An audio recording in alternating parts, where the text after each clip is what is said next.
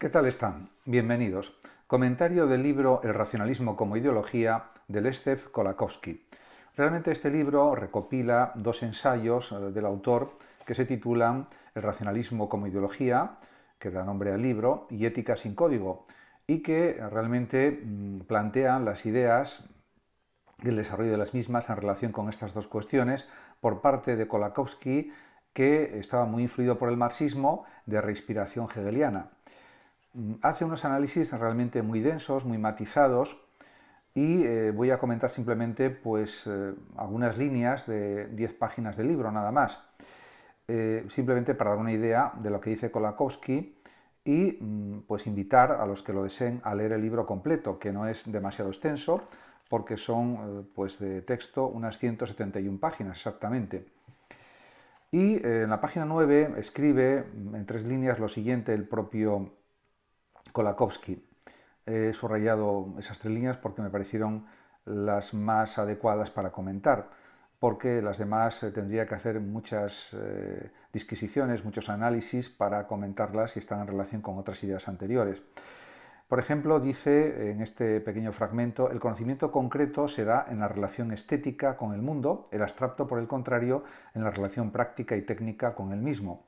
Efectivamente, porque diríamos que el conocimiento abstracto está en relación con los inventos de la tecnología, de la ciencia, con el desarrollo tecnológico también. Eso ya sucedía en el siglo XX, pero ahora sucede con mucha más intensidad con los grandes desarrollos tecnológicos actuales del mundo digital, la inteligencia artificial y también con los avances, por ejemplo, en la biogenética, en la medicina y en otras partes de las distintas ciencias.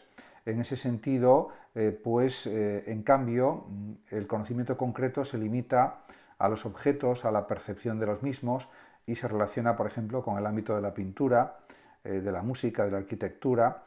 En cambio, diríamos que el conocimiento abstracto se relaciona más bien con las ciencias duras, como la matemática, la química, la física, etc., aunque es verdad que hay correlaciones entre ambos conocimientos, entre el concreto y el abstracto. Por lo tanto, hay que decir que también se solapan en varios sentidos. En cualquier caso, quería destacar estos aspectos también. En la página 15, en un párrafo de la página extenso, dice una serie de cosas el propio Kolakowski que quiero comentar.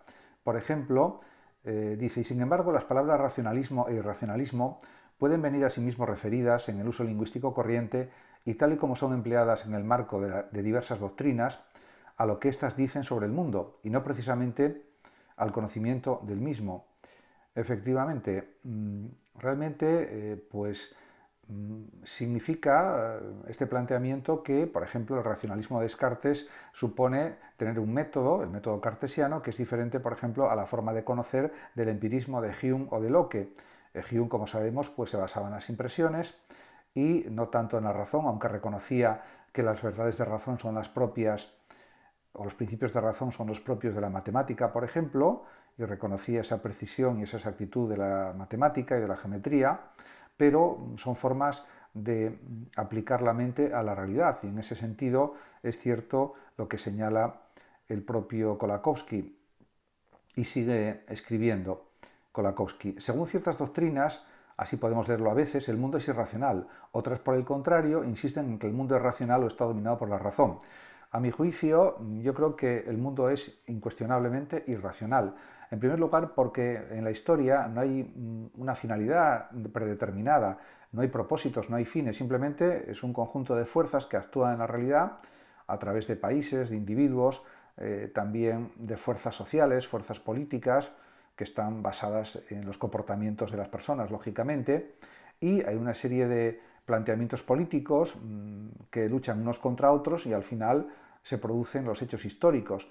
En definitiva, las contingencias históricas son irracionales, aunque tengan una explicación racional, porque hay veces que se producen guerras por una serie de factores o elementos que las pueden producir, pero también podrían no haberse producido si hubiera decisiones determinadas que impidieran que surgiera la guerra.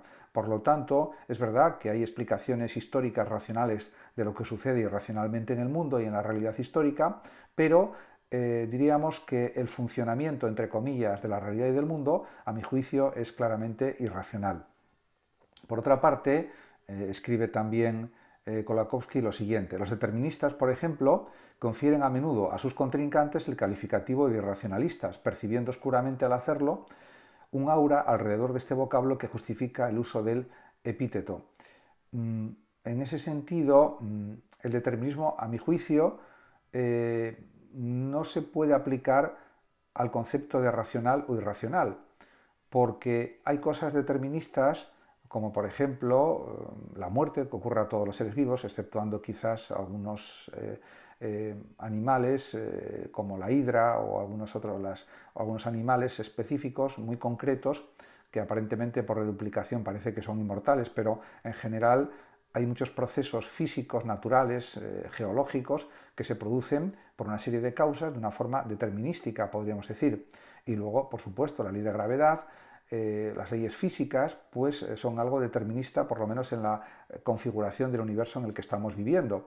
En ese sentido, ese determinismo no es ni racional ni irracional, más bien sería racional que irracional, pero porque responde a una serie de razones y de causas, pero quizás el término determinismo se aplica mejor, probablemente, a los comportamientos humanos. ¿Somos libres o estamos condicionados por un destino, por algo que está ya fijado y escrito, como pensaban los estoicos? Eso ya sería efectivamente un determinismo en su más puro sentido, a mi juicio. En cualquier caso, son cuestiones que están abiertas a la discusión filosófica, a distintos planteamientos y, por supuesto, a análisis de todo tipo. Pero, en mi opinión, a mi juicio por lo menos, diríamos lo de determinismo, el término determinismo debe aplicarse más bien a cuestiones relativas a la libertad humana o a la no libertad humana, que se podría pensar también. Como se puede observar, son cuestiones pues muy controvertidas y muy discutidas, o que son pues muy discutibles en el fondo. Pasamos a la página 25, en la que quiero comentar también una cuestión que tengo subrayada, que me parece interesante, es un párrafo entero y voy a ir poco a poco comentándolo. Escribe el propio Kolakowski: con la ayuda del criterio popperiano de falsabilidad, cabría elaborar, sin embargo, un concepto de verificación cuya puesta en práctica no nos llevaría a conclusiones de este tipo, de tal modo que la tesis en cuestión acerca del trabajo creador de la divinidad se manifestaría como totalmente inverificable. Efectivamente, la falsabilidad popperiana no se puede aplicar a cuestiones teológicas, a cuestiones sobrenaturales, a aspectos, diríamos, de trascendencia respecto al mundo empírico. En ese sentido, la trascendencia divina, la trascendencia ultramundana, no puede ser objeto de falsación, eso es evidente. En eso creo que están de acuerdo todos los filósofos que acepten los planteamientos popperianos. Pero, sigue escribiendo Kolakowski, pero no por ello resultaría automáticamente incomprensible. Dice: la inteligibilidad de las proposiciones no presupone su verificabilidad. Por volver a un ejemplo, dice Kolakowski, conocido, la proposición «la cabellera de Carlomagno costaba de 25.000 pelos» es plenamente unívoca y no contiene nada incomprensible. Sin embargo, no es verificable, porque no hay forma de contrastar y verificar que esa era la realidad de la cantidad de cabellos que tenía el propio emperador Carlomagno en el año 800 después de Cristo, por ejemplo, cuando se coronó como emperador. Realmente, pues eso es algo evidente. Tiene que haber una comprobación empírica, una verificación empírica, y si no, eso no es verificable, aunque sea entendible y comprensible, porque el lenguaje, si está bien desarrollado y bien estructurado, se entiende y se comprende. Otra cuestión diferente es comprobarlo en la realidad material, en la realidad empírica. Por lo tanto, desde una perspectiva materialista, evidentemente habría que hacer la comprobación pertinente. Eso es incuestionable.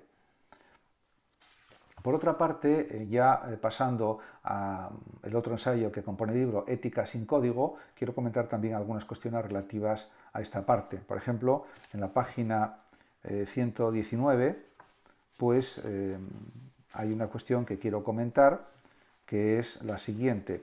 Estoy pasando a la página lo más rápido que puedo, para no perder tiempo.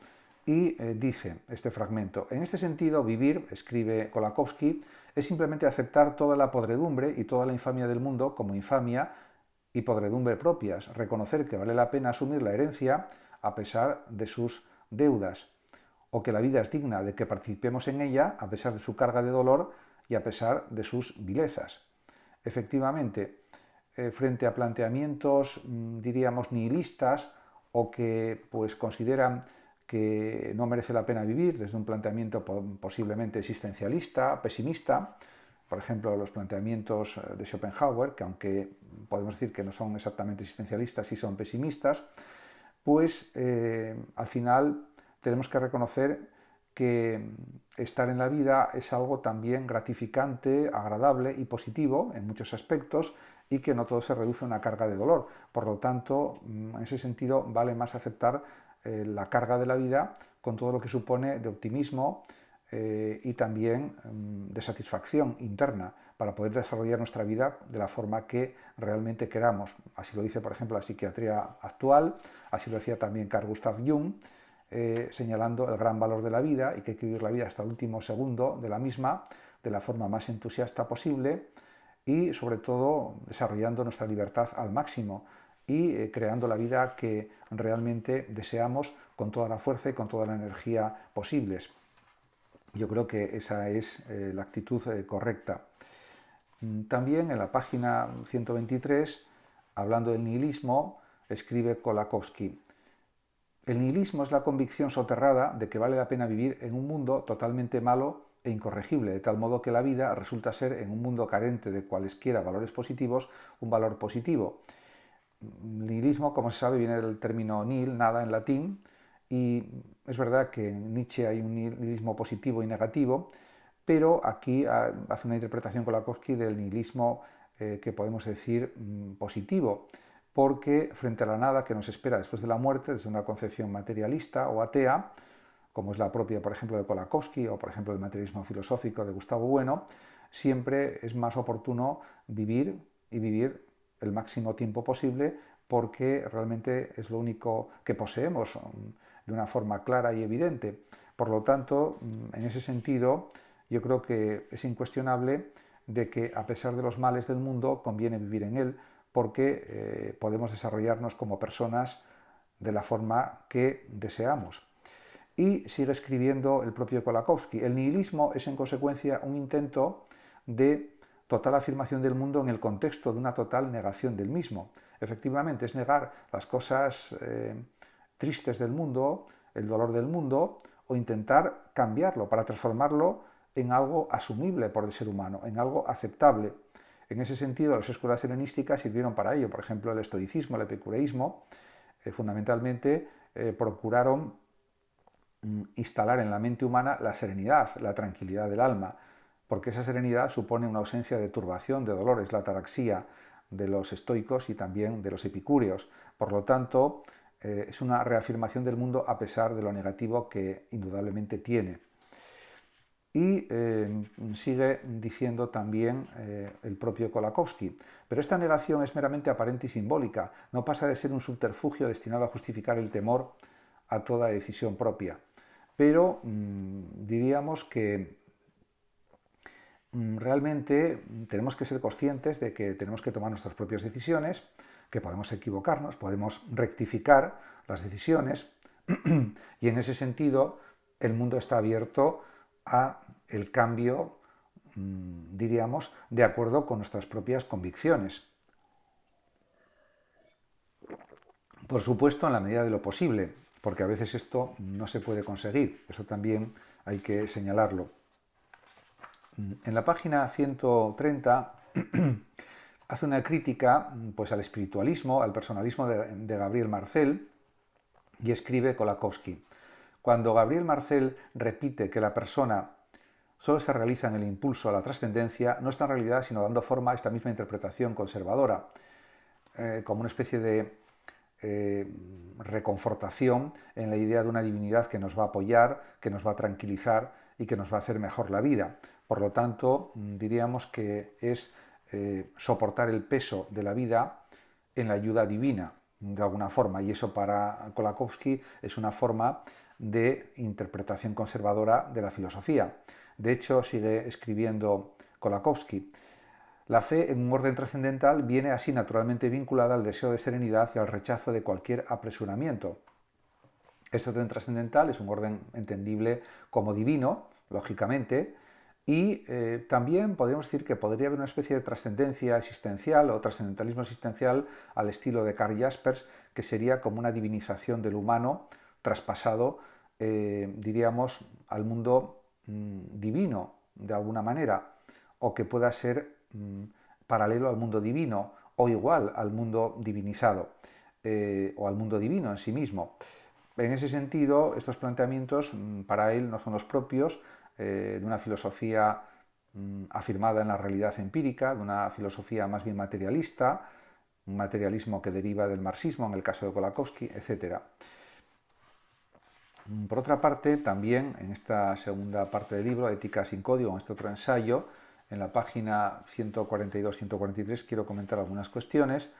Por ejemplo, cuando habla del mundo cotidiano, del mundo de cada día, dice o escribe el propio Kolakowski: esta conjetura parece coincidir con los resultados de la observación cotidiana. Tanto la obligación de tomar decisiones morales como la voluntaria renuncia a un estilo vital en el que son exigidas tales decisiones conllevan irremediablemente un sentimiento de desasosiego. En el primer caso es el temor a elegir, no encontrando suficientes motivos justificadores en una de las colecciones de preceptos aceptados. En el segundo, el sentimiento de voluntaria represión de la propia expresión y el comprensible temor a esa autodestrucción que radica en todo acto de aceptación de una autoridad. En definitiva, esto es algo que puede suceder y que realmente sucede, y esto está causado por que realmente la libertad humana es algo que también supone un riesgo que hay que afrontar, de que podemos equivocarnos, de que podemos realmente hacer consideraciones que no son las acertadas o tomar decisiones que no son las más adecuadas en ese momento, pero la vida hay que reconocer que tiene un cierto nivel de riesgo, un riesgo que puede ser limitado, pero vale más esto que no la aceptación de una autoridad por sí misma, ya que esto nos lleva a situaciones también que podemos considerar indeseables. Por otra parte, también reconoce que hay una inercia de la vida que nos lleva a aceptar modelos de comportamiento que consideramos que son los mejores, y por tanto esto es algo legítimo a mi juicio, sin ninguna duda. Por otra parte, hay una, como señala el propio autor, una extrema desproporción que cabe observar en la distribución de estas dos tendencias en el mundo humano. La tendencia que yo denominaría como tendencia conservadora y la tendencia, diríamos, no conservadora o tendencia libre. Podemos vivir con temor o podemos vivir con confianza. Vale más vivir con confianza y aceptar pues un cierto riesgo en la vida, un riesgo controlado. Es lo que decía el propio Julián Marías en uno de sus libros: la vida es constitutiva de inseguridad. Entonces podemos aceptar una vida con inseguridad, y no nos quedará más remedio que aceptarla, o bien rechazar en una primera posición que la vida tenga inseguridad y de esa manera precavernos ante cualquier posible problema. Pero eso realmente no es factible en la realidad humana. Por eso es mejor afrontar la vida con todo lo bueno y con todo lo malo desde una posición un poco más arriesgada, un poco más abierta a las cosas que suceden en la vida. Por supuesto, desde un cierto tipo de control para no caer en riesgos excesivos, innecesarios, pero un cierto nivel de inseguridad forma parte intrínseca de la existencia humana. Eso es algo, a mi juicio, incuestionable. Y por último, quería comentar pues, algunos aspectos de la última página del libro, de la página 171, donde pues, en la parte precisamente final del mismo escribe Kolakowski lo siguiente: el punto de vista humano nos ofrece la posibilidad, por el contrario, de aumentar ilimitadamente nuestro saber sobre el mundo, por más que desde luego el cosmos haya de tener siempre tantas dimensiones como nosotros mismos. Efectivamente, por lo tanto tenemos que tener una mentalidad abierta al conocimiento, a las experiencias, porque eso engrandece nuestra existencia, la hace más plena, la hace más vital, y eso pues lo dice un filósofo que es materialista, que es ateo, como Kolakowski. Por eso dice también: la posibilidad de experimentar el mundo como una perspectiva abierta es pues nuestra propia posibilidad, y no obstante forma parte a un tiempo de las posibilidades que en el mismo mundo permanecen abiertas. Por lo tanto, hay un juego de posibilidades tanto en el mundo como en nosotros mismos que es coordinable y que es integrable en nuestra propia existencia.